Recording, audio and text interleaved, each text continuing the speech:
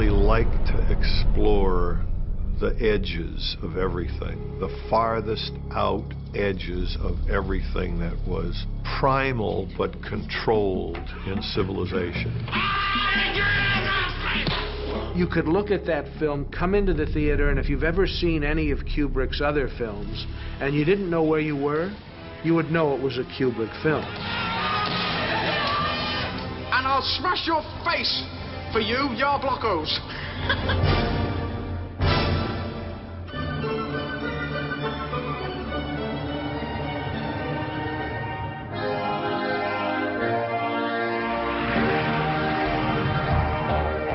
There was your faithful narrator, being held helpless like a babe in arms. I was cured, all right. Well, I think the first thing that made Stanley Kubrick so special was he was a chameleon. He never made the same picture twice. Every single picture is a different genre, a different period, a different story, a different risk. Well, I think he would choose projects that would pique interest. You know, the idea of James Mason with a 13-year-old in the 60s was very challenging to society.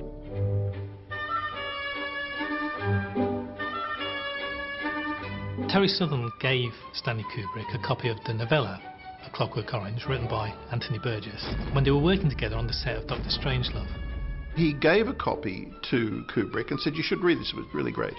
And Kubrick read it and he just didn't get it. The problem was the language of it, you know, the nadsat, the language that Burgess had developed for the book. We go around shop cresting and the like, coming out with a pitiful rooker full of money each. And there's Will the English and the Muscle Man Coffee Mester saying he can fence anything that any male chick tries to crest. Yeah. Kubrick felt nobody's going to read this, nobody's going to watch this, nobody's going to understand this. So he rejected the idea of the project.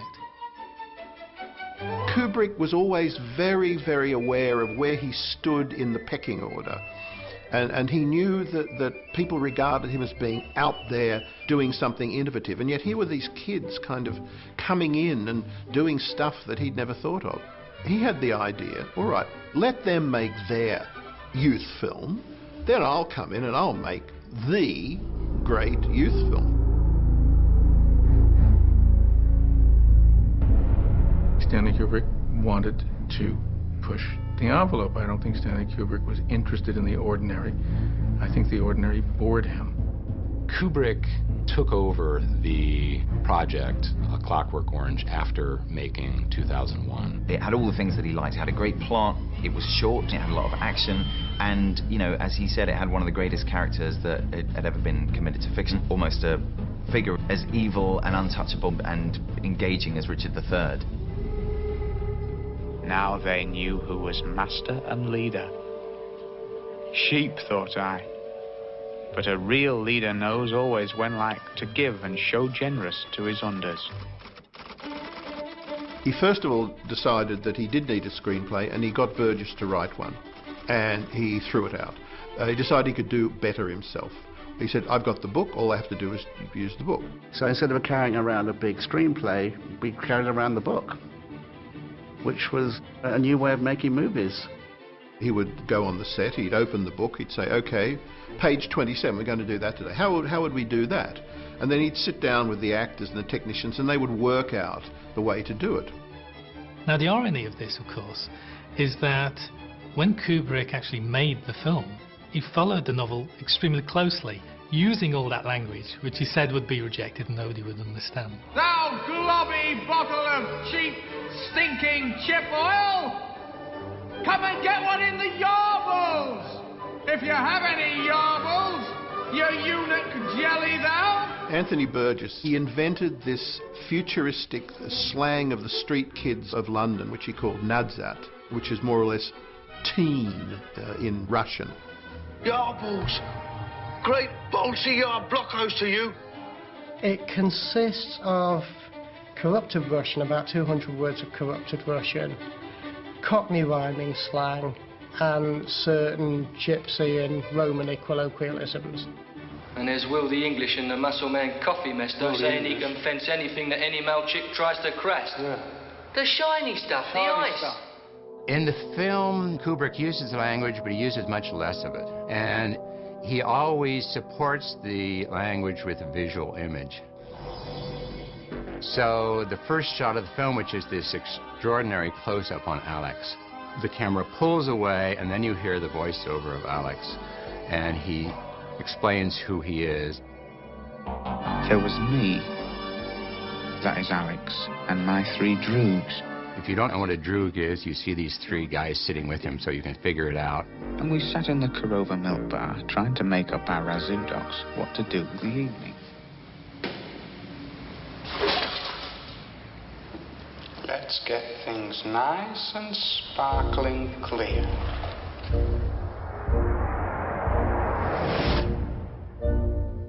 Stanley Kubrick would have seen Malcolm McDowell in Lindsay Anderson's If. Malcolm McDowell had the sort of the boyishness, the lovable, in spite of his badness, quality about him that Kubrick would have felt was key and that perhaps no other actor could have had. The combination of velvet and violence, of snobbery and violence. He's like a child. And I mean that in the nicest way, in the most positive way.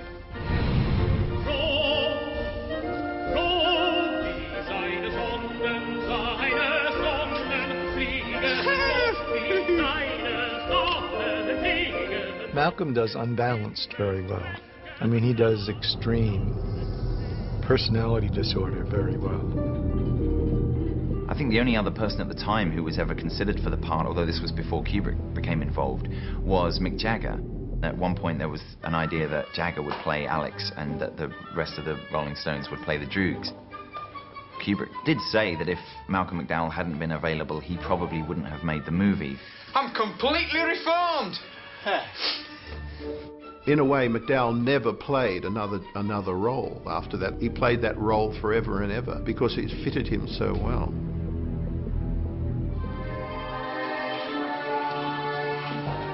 Hello, Lucy. Had a busy night? We've been working hard, too. Pardon me, Luce.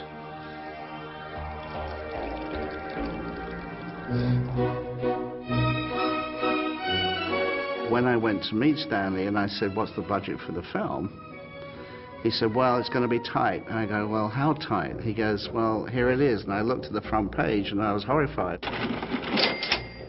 And I looked at Stanley and I said, is this for real? You're Stanley Kubrick. He goes, yeah, I know. He said, we've got to make it. He said, I've got to make a breakthrough and show him I can do a low-budget picture. It's very interesting. When Kubrick made this film, he decided to shoot as much of it on location as he could. So he and his associates sat down with a pile of architectural magazines and began scouting locations.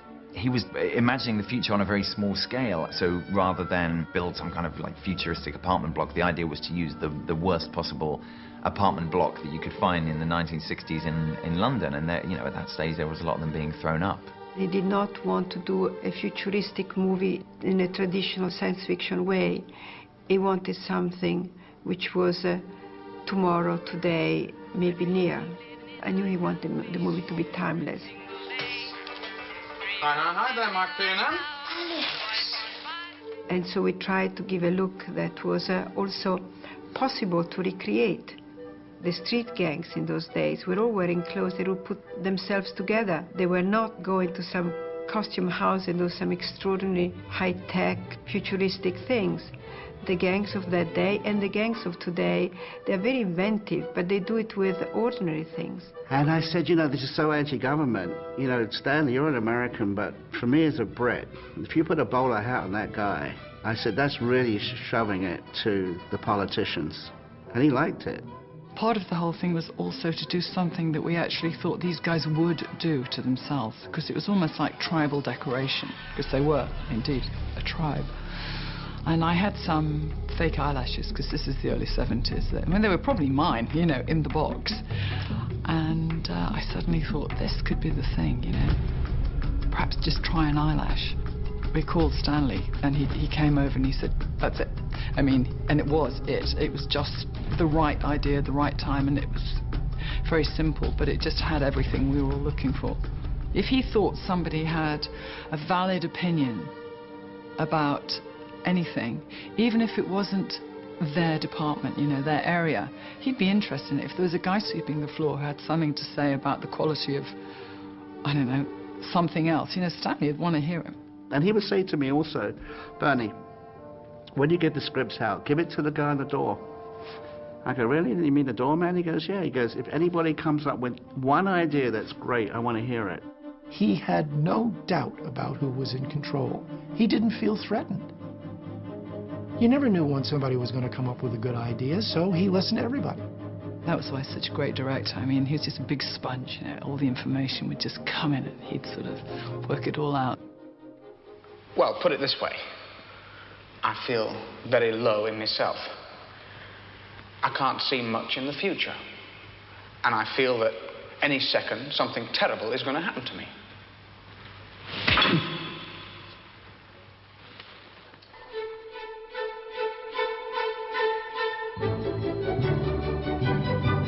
Kubrick, I would say, gives a new definition to the word controlling.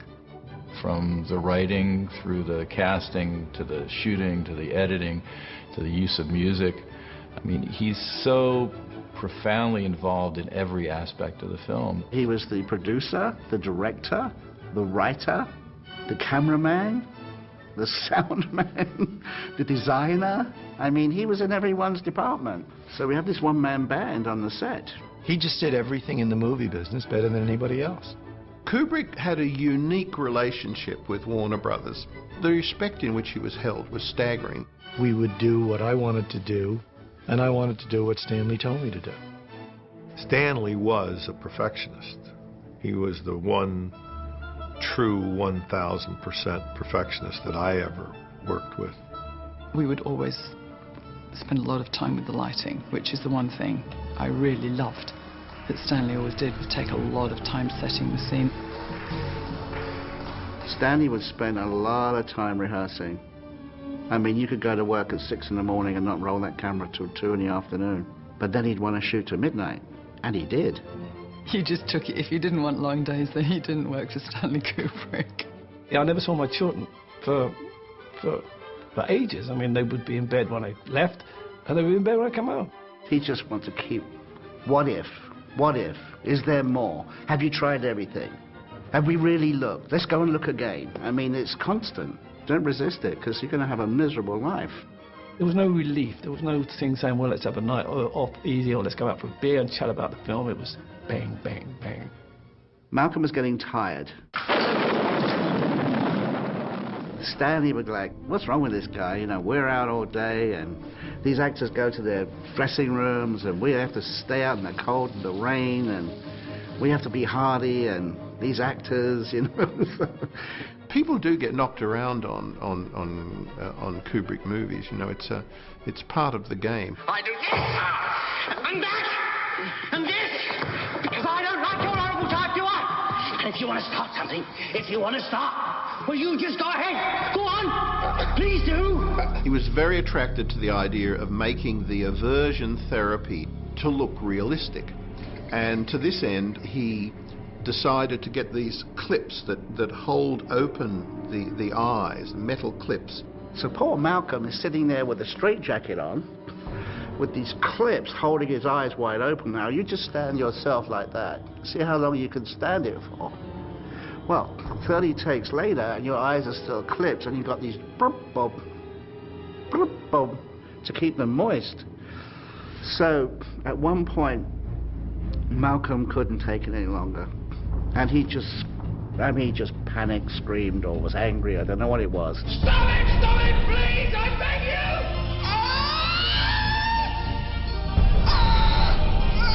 you! He just wrenched his arms to try and get out of the straitjacket. And in doing so, he hit one of the clips. And that scratched his cornea. And because he was in hell, he was in pain. I was in just so much pain. And that was the end of that scene. Another one was the scene where he's taken by his old friends and brutalised, and they dump him headfirst into a trough of water for pigs. And I was watching this scene, I went, is this real? Because it goes on forever and ever. And it was freezing cold. I mean, England's not like California. It's freezing cold. And he's laying on clay ground, which is soaking wet, freezing cold, with a skimpy outfit on.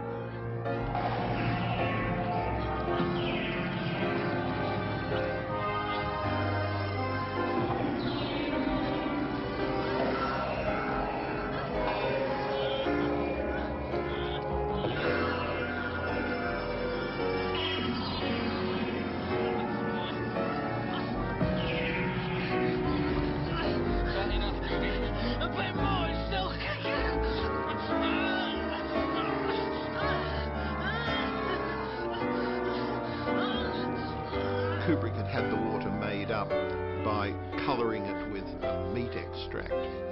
And Malcolm complained, you know, that after 27 takes of being dunked in this terrible cold soup, you know, that he was utterly revolted by the smell of this thing forever. Hats off to Malcolm. He was in every scene. I mean, he did well. Oh? And what's so stinking about it?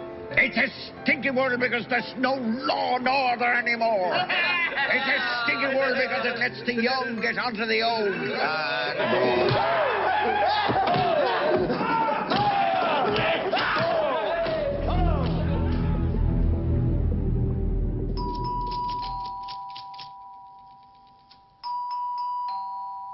Who on earth could that be?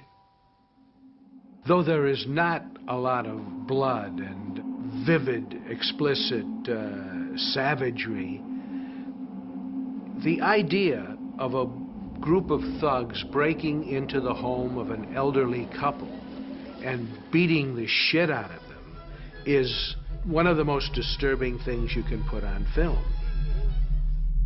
The idea that your own home is not a safe haven is much more disturbing than if you would see someone being stabbed with a knife or shot with a gun, which you now see every night on television in profusion. You know, all of the television shows have become way more graphically violent than Clockwork Orange was. Yet why are they not as disturbing? Is because Clockwork Orange goes to the deepest fears of human beings, that they're not safe in their own homes, no matter what, that the law can't protect them. I'm sorry, but we don't usually let strangers in.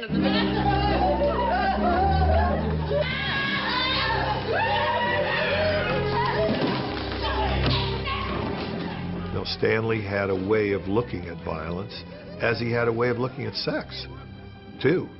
And he, you know, in a certain way, he wasn't pulling punches, he was pushing punches. I mean, he waded straight into sex, and he waded straight into violence. But it managed to be stylized. It managed to be not like walking in a room and discovering two people beating the hell out of each other or two people having sex. It wasn't like that.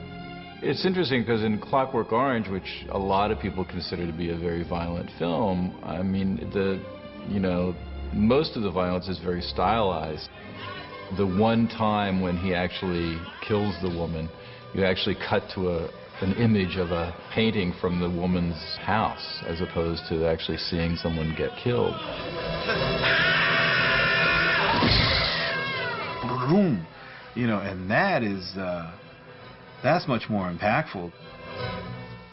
Stylized violence is often easier on the senses. It's easier to watch without feeling quite so affected by it. Kubrick will oftentimes counterpoint things with music or with visual images that have a sophistication. I mean, there's a wonderful scene in Clockwork Orange where, you know, this horrible gang is raping this girl on a stage in a theater. But you start out with these beautiful architectural images, and then you just pull back until you realize you're looking at a proscenium, and these guys are beating up this girl.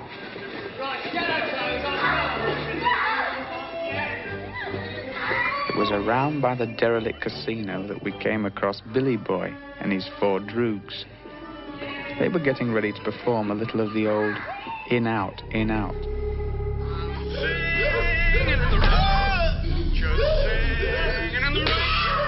What a glorious feeling, I'm happy again. They'd shot for about 3 days and Kubrick wasn't happy with the sort of stylized destruction of the writer's house and the assault on him and his wife.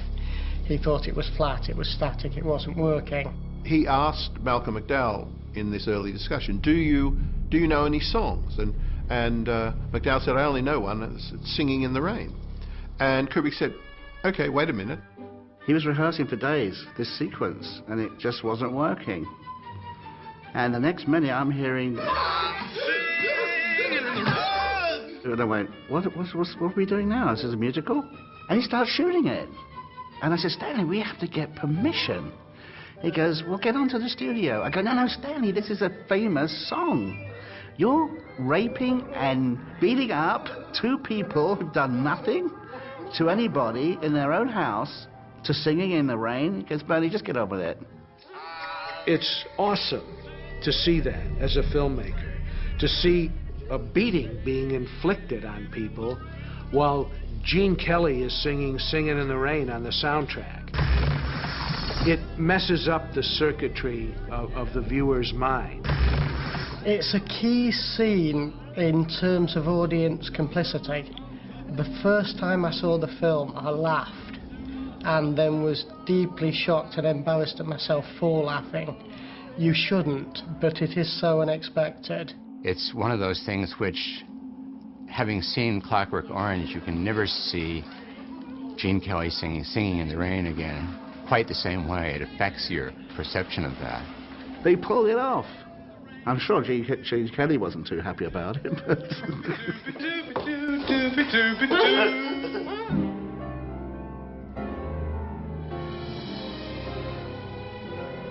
There are a lot of legends about the release of Clockwork Orange. There's a lot of legends about the release of all Kubrick's movies, I suppose. When it came out, it was fairly widely disparaged as being extremely unpleasant. Malcolm McDowell's performance is the tour de force. Dislike the fact that his performance is so powerful because it is engaging, because it does draw in viewers and allow them, maybe despite themselves, despite their own natures, despite their own sense of what's fair or what's moral, they are rooting for him. He's a bad kid. I mean, he does some pretty horrible things. And yeah, we're having fun watching him do it. Kubrick had a couple of bad experiences with, first of all, with screenings of the film, with people misunderstanding or people enjoying the violence of it. They felt that it was sort of giving them a rush.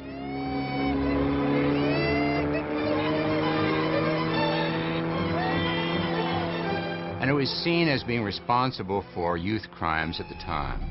Every youth crime was blamed on the film of Clockwork Orange. Teenagers, after the film came out, started telling judges, you know, I was influenced by Clockwork Orange, that's why I did it, sir. I don't think he set out to incite violence, but I know that the film did. There were several incidents in the UK, incidents of ultra-violence. The first was the attack and rape of a Dutch girl holidaying in Lancashire. The gang of youths who attacked her actually chanted Singing in the Rain while the attack occurred. There's a clear link to the film.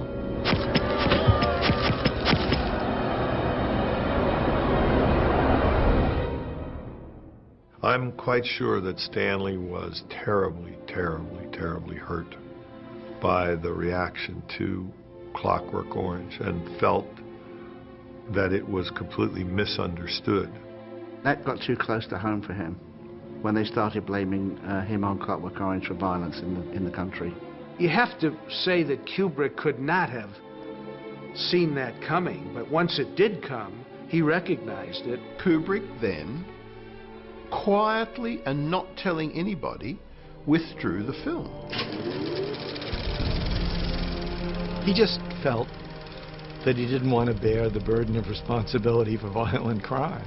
And that's why Stanley pulled the movie 2 years after it came out. and it was never shown in England for probably 25 years. It wasn't me, brother, sir. Speak up for me, sir, for I'm not so bad. I was led on by the treachery of others, sir. Sings the roof off lovely, he does that. No matter my stinking traitorous troops, get them before they get away. It was all their idea, brothers. They forced me to do it. I'm innocent. It's the same thing when you have somebody that commits a murder and it's shown on the news, then there's somebody out there that wants to copy that same crime and do it. And they get the ideas from movies, they get them from television, they get them from the news, then they get them from people's actions. We all have a responsibility in the sense that what we do is capable of affecting the way people think. It's propaganda. Finally, what it is. We all teach, we all set examples. People who make movies or are in the media have a loudspeaker. Some people look at that film and see a great, powerful essay on violence. Other people, possibly even more receptive to motion picture imagery and thought, viewed it as a blueprint for their own lives.